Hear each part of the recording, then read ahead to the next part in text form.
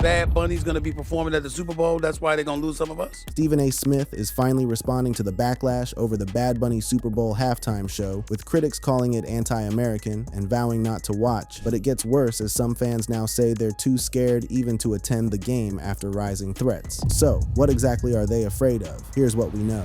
How Bad Bunny became the most controversial Super Bowl pick in years. Bad Bunny was announced as the halftime performer for the 2026 Super Bowl, and within hours, the internet split in half. On one side, millions of fans celebrated what they saw as long overdue recognition for the biggest Latin artist of his generation. On the other side, a wave of backlash rolled in from conservative media, politicians, and casual commentators who questioned why the NFL would hand its biggest stage to a reggaeton artist who sings in Spanish and has been openly critical of the Trump administration's immigration policies. But to understand why this got so heated so fast, you have to understand Bad Bunny's position going into this announcement. This is not just some artist who got a surprise booking. Bad Bunny has been the #1 artist on Spotify for 3 consecutive years. He has sold out stadiums across the world. His albums have dominated charts in dozens of countries. He has collaborated with artists spanning every genre, from hip-hop to pop to electronic music. He is, by virtually every measurable metric in the streaming era, the most popular musician on the planet. And yet, and this is where the controversy gets interesting, Bad Bunny had already been generating headlines for months before the Super Bowl announcement even dropped. The reason? He stopped touring the United States, not because of low ticket sales, not because of a scheduling conflict, because he feared that ICE, immigration, and customs enforcement would show up outside his concerts and target the fans attending them. That decision, made roughly 9 months before the Super Bowl announcement, had already made him a polarizing figure in American media. Conservative commentators saw it as a political stunt. His fans saw it as a principled stand to protect his community. Either way, it meant that by the time the NFL announced him as the halftime performer, Bad Bunny was already sitting on a powder keg of political tension. The NFL reportedly didn't go to Bad Bunny first. The original pick was Taylor Swift, who turned it down. The reasons cited were multiple. The awkward optics of performing at a game potentially involving her fiancé Travis Kelce's team, and the fact that the halftime show is essentially a free gig for the artist while Apple pays the NFL roughly $50 million to sponsor it. Swift passed, and Jay-Z, who runs the halftime show through Rock Nation, pivoted to Bad Bunny. Now here's where the drama really starts cooking. The moment the announcement went public, conservative commentators like Megyn Kelly called it a middle finger to the right. That framing, that the NFL deliberately chose Bad Bunny to antagonize conservatives and the Trump administration, became the dominant narrative on the right almost overnight. It wasn't treated as an entertainment booking. It was treated as a political attack. One clip that went viral captured the sentiment from a right-wing commentator who didn't hold back. So the NFL picked Bad Bunny for the 2026 Super Bowl halftime show. But let me be so real, I had never even heard of him. I thought Bad Bunny... So she's automatically... Stop. Okay, go ahead, sorry. Maybe some type of influencer. But it turns out he is actually a Trump-hating, anti-ICE activist who doesn't even sing in English. But look at him. We know why they picked him, right? Here's a fact, he refused to tour America because he said ICE might be outside of one of his concerts. And that's who the NFL thinks should represent America's biggest stage. Hey NFL, do you even know your audience? Your fans love God, country, and football, not open borders and woke politics. That clip hit every talking point that would dominate the discourse for weeks. Never heard of him, doesn't sing in English, Trump-hating, anti-ICE activist, open borders. Each phrase was designed to frame Bad Bunny as an outsider, someone who doesn't belong on America's biggest stage. And the framing worked. It spread across social media, cable news, and YouTube commentary channels at a speed that turned a halftime show booking into one of the most politically charged entertainment stories of the year. Other commentators took it even further. Some explicitly called the NFL's decision an FU to Donald Trump, the idea being that Jay-Z and the NFL ownership group had deliberately chosen the one artist most likely to provoke the sitting president and his base. The halftime show, in their reading, had been turned into a weapon. NFL, these are the same people that have to have end racism and all this stuff. This is, to me, of all the people that you could pick, why Bad Bunny? I think this is also an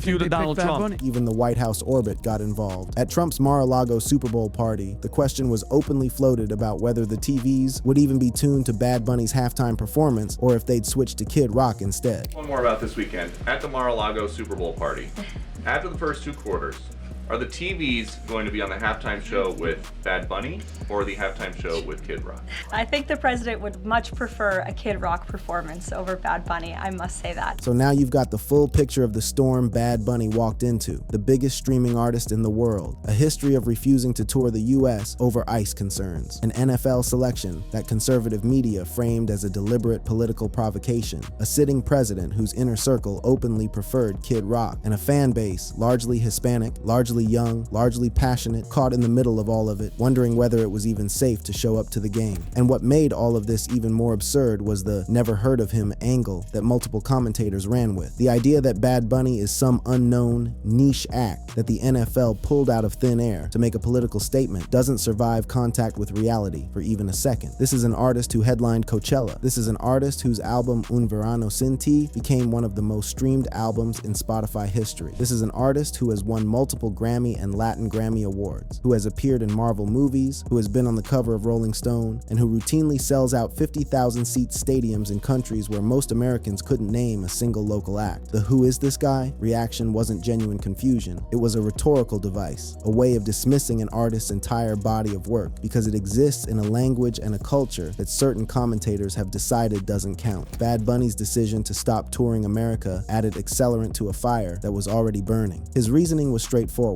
He did not want his concerts to become traps for fans who might be undocumented, and he did not trust that immigration enforcement wouldn't use large gatherings of Latino fans as easy targets, whether you agree with that decision or not. It was rooted in a real fear shared by millions of people in this country. But in the hands of conservative media, it became proof that Bad Bunny hates America, rather than evidence that he loves his fans enough to sacrifice touring revenue in the world's biggest music market to keep them safe. That was the environment when Stephen A. Smith decided to go live. Stephen A. Smith takes on the Bad Bunny backlash. Stephen A. Smith had already weighed in on the Bad Bunny selection before the IG Live moment. Days earlier, he appeared on Good Morning America and laid out his position in measured, business-minded terms. When asked directly for his take, he didn't hesitate. What's your take on Bad Bunny? I think it's a brilliant move by Jay-Z, who's obviously in charge of providing halftime entertainment for the Super Bowl. This guy's incredibly popular, #1 in streaming on Spotify over the last 3 years, a global iconic figure in the streaming stratosphere. This guy's the real deal, and obviously he has global appeal. That word, global, is doing a lot of heavy lifting in Stephen A.'s argument, and it became the foundation of everything he said going forward. His position was that the NFL is a business, and the business has been moving in one direction for years: international expansion. The league has been playing regular season games in London, Berlin, Sao Paulo, Paris, and Dublin. They watch the English Premier League, La Liga, and the Champions League turn soccer into a sport that prints money on every continent, and they want in on that model. In the times that we're living in, for Jay-Z to come up with this as the act for Super Bowl halftime performance, I think it's absolutely brilliant. And I think the world, considering the NFL is trying to attract itself to the world, games in Berlin, games in Brazil, games in France and England and London and what have you, they're trying to have global appeal because they already have America on lockdown. I think this is a strong, strong way to go. Brilliant move by Jay-Z. But the GMA appearance was the polished, TV-friendly version of Stephen A.'s take. The IG Live was where the filter came off. And the reason the filter came off was because of what happened in between. The backlash escalated from media commentary to actual political figures getting involved. Speaker of the House Mike Johnson publicly questioned the Bad Bunny selection, the Speaker of the House, weighing in on a halftime show on Super Bowl Sunday. Stephen A. Smith could not believe it. And then Speaker Johnson coming out now, it's Super Bowl Sunday. Since when you care about Super Bowl Sunday? Why? Because he sings in Spanish? We got a whole bunch of people in there. Hell. The Spanish language issue was the one that seemed to frustrate Stephen A. the most. Not because he's a Spanish speaker, he's not, but because of what the objection actually reveals. The complaint, he doesn't even sing in English, only works as a criticism if you believe that singing in Spanish is somehow un-American. And Stephen A., who owns a home in Miami and has spent years embedded in a community where English is frequently a second language, found that premise ridiculous. Hey, I know a lot of people in Miami. I got a home down there in the area. English is second language, and I don't mind. Don't bother me. I love my Hispanic brothers and sisters.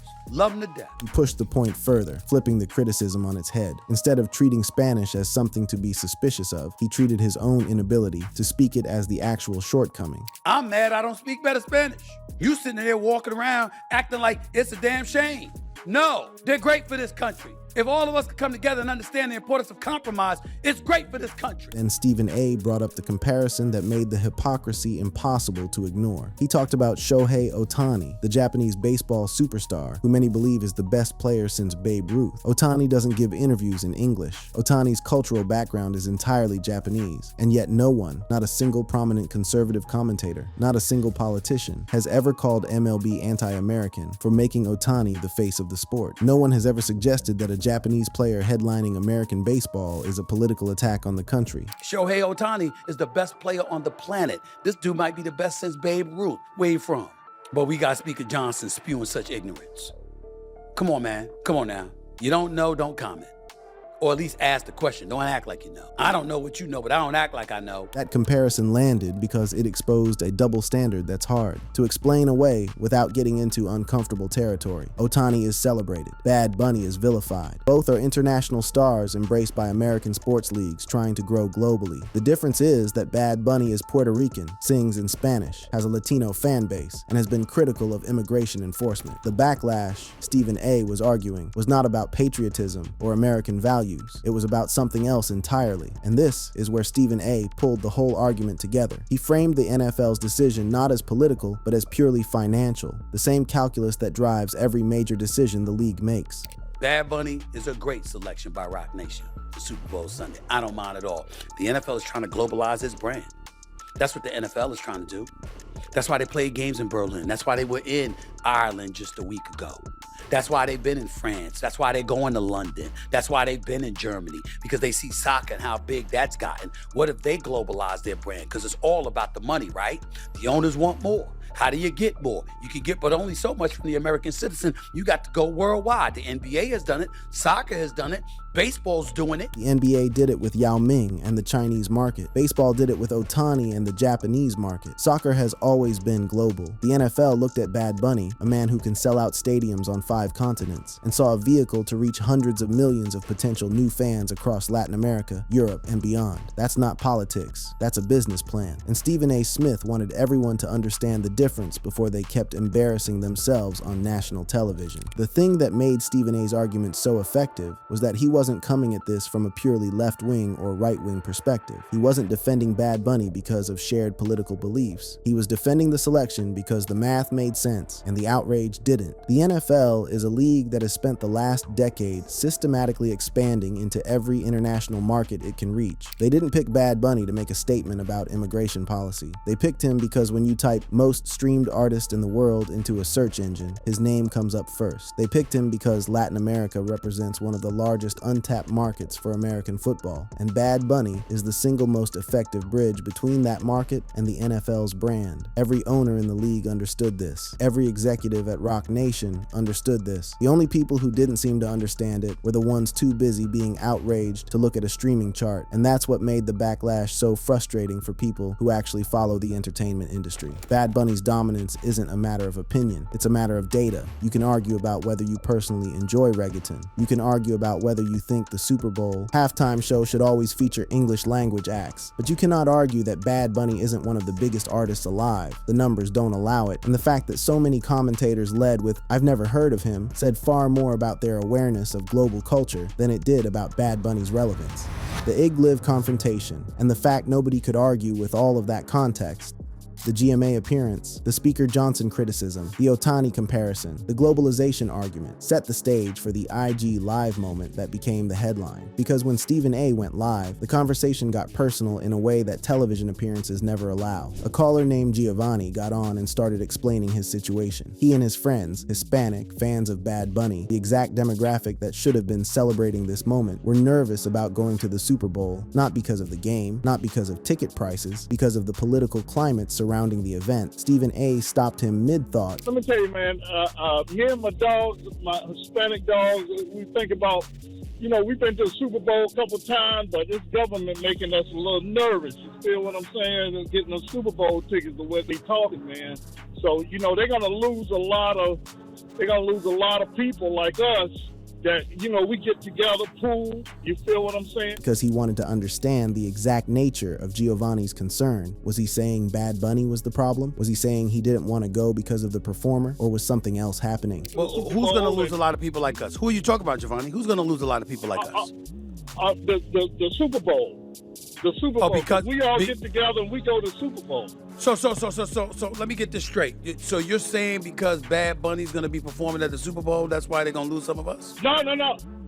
We Bad Bunny fans. We want to go. It's the government. So you're saying you're Bad Bunny fans. So if they're going to go there and protest against Bad Bunny, it's going to turn people like yourself off, right? Right, that's what I'm talking. Giovanni was a fan. He wanted to go. The problem was the atmosphere, the protests, the political hostility, the sense that showing up to support Bad Bunny as a Hispanic fan would paint a target on your back. This was not a hypothetical fear. Trump had openly discussed sending ICE to the Super Bowl. Conservative media had spent weeks framing the halftime show as anti-American. For fans like Giovanni, the question was not, do I want to go? It was, is it safe to go? Stephen A's answer was blunt and immediate. If you're a citizen, go. Don't let the noise scare you away. Don't give the backlash the power to keep you home. I think that's a reason to go, not a reason not to go. If you're an American citizen, if you're an American citizen and you don't have to be concerned about being deported, right? Right. Then you should go there in droves and show your support for Bad Bunny. Okay. You understand what I'm saying? You don't run from that smoke, you run to it. But then, Stephen A. did something that separated his take from everyone else's in the conversation. He drew a hard line. He acknowledged the immigration enforcement threat as real and told anyone who is undocumented to stay away, not out of hostility, but out of genuine concern for their safety. You're not in this country legally, I would strongly advise you to stay away from the Super Bowl. I'm not saying that because I don't have support for you. I'm saying it to you because I don't want to see you getting snatched up in Santa Clara and set up for deportation. Because I totally believe Donald Trump when he says he's sending ICE to the Super Bowl.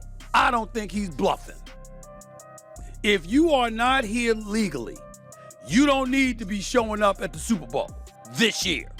I totally believe him, okay?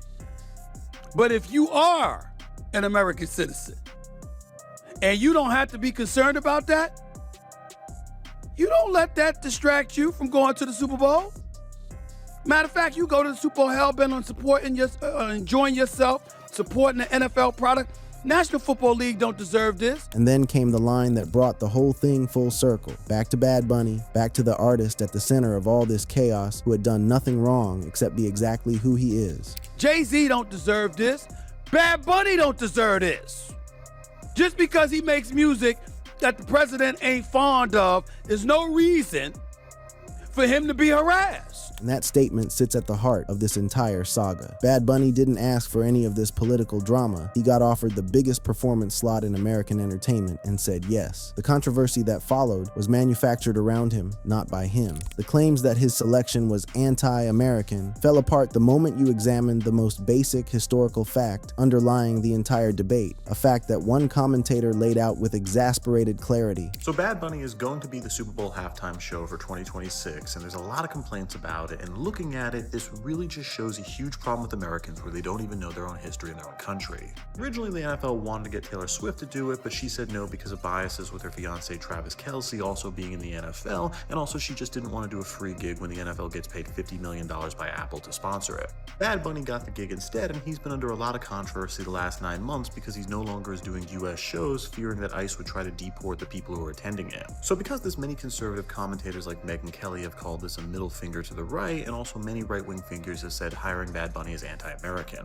What people are forgetting here is Puerto Ricans are American. Puerto Rico has been part of American territory since 1898, and since 1917, Puerto Ricans have been US citizens. Puerto Rico has been American territory since 1898. Puerto Ricans have been US citizens since 1917. That's over 100 years. Bad Bunny was born in Vega Baja, Puerto Rico. He holds a US passport. He is, by every legal and constitutional definition, an American citizen. The entire anti-American narrative was built on the assumption that Bad Bunny is foreign, an assumption that only works if you don't know that Puerto Rico is part of the United States, which, based on the volume of outrage, an alarming number of people apparently do not. The political history of Puerto Rico makes the backlash even harder to defend. The island is not some one-party progressive territory. In the early 2010s, Puerto Rico's governor was Luis Fortuño, a Republican who was considered the most conservative governor in the entire country. Mitt Romney seriously considered putting Fortuño on the 2012 presidential ticket as his vice presidential nominee. The idea that Puerto Ricans are inherently anti-conservative or anti-Republican crumbles under the weight of the island's own political history. As that same commentator put it, if you're anti-Puerto Rican, you're literally anti-American. So what's left of the backlash once you strip away the arguments that don't hold up? Strip away the "he's not American" argument, debunked by 125 years of territorial history and over a century of birthright citizenship. Strip away the Puerto Rico is anti-conservative argument, debunked by Luis Fortuño's governorship and Romney's VP shortlist. Strip away the "this is an FU to Trump" argument. The NFL was simply chasing the same global audience that every major sports league in the world is chasing, from the Premier League to the NBA to MLB with Shohei Ohtani. What you're left with is an artist who sings in Spanish, has a Latino fan base, and refused to tour the US because he didn't want his fans targeted by immigration enforcement. That's it. That's the real source of the controversy. Not patriotism, not American values, not football tradition. The controversy exists because Bad Bunny is unapologetically Latino, unapologetically Spanish-speaking, and unapologetically protective of his community. And in the current political climate, that combination was apparently enough to turn a halftime show booking into a national crisis. Stephen A. Smith saw through all of it. On GMA, he called the selection brilliant. On his own show, he called out Speaker Johnson's ignorance and expressed his love and respect for the Hispanic community that has shaped the city he lives in. On IG Live, he told Giovanni and every other fan listening to stop letting the backlash dictate their decisions. He didn't agree with every side. He didn't pretend the ICE threat wasn't real. He didn't sugarcoat the risks for undocumented people, but he also refused to let the manufactured outrage stand unchallenged. Bad Bunny is American. The NFL made a business decision. The people screaming about it either don't know their own country's history or they simply don't care to learn it. That was the confrontation. Not Stephen A. versus Bad Bunny. Stephen A. versus the entire political machine that tried to turn a Puerto Rican artist, an American artist, performing at the Super Bowl, into evidence that America is under attack from within. He said what he said. He meant every word, and the facts backed him up on every single point. What's left to say about Bad Bunny and the Super Bowl is something that the controversy itself made impossible to ignore. Bad Bunny didn't enter this situation as a political figure. He entered it as a musician, the most popular musician on the planet by streaming metrics, who was offered the biggest gig in American entertainment. The political dimension was imposed on him by people who either didn't know or didn't care that he was born an American citizen on American soil. His decision to cancel US tour dates over ICE concerns wasn't a political stunt. It was a business and ethical decision made by an artist who watched the political climate in his own country shift in ways that put his fans at risk. His selection for the halftime show wasn't a middle finger to anyone. It was Jay-Z doing what Jay-Z does, picking the act that would generate the most attention, the most streams, and the most global eyeballs on the NFL's biggest night. The irony of the whole situation is that the backlash accomplished the exact opposite of what it intended. The people who tried to turn Bad Bunny into a controversy ended up making him the most talked about Super Bowl performer in years. And not because of his music, but because his very existence on that stage forced a national conversation about who counts as American, who gets to perform at American events, and who gets to decide. Bad Bunny didn't start that conversation. Conservative media did, and Stephen A. Smith on IG Live with Giovanni and thousands of listeners made sure the conversation didn't end without the facts being heard. The biggest streaming artist on earth, an American citizen by birth, a performer selected by one of the most successful entertainment moguls in history for the biggest stage in sports, and somehow that was controversial. That tells you everything you need to know, not about Bad Bunny, but about the state of the conversation around him. That brings us to the end of this video. For more interesting videos like this, click on the cards on your screen.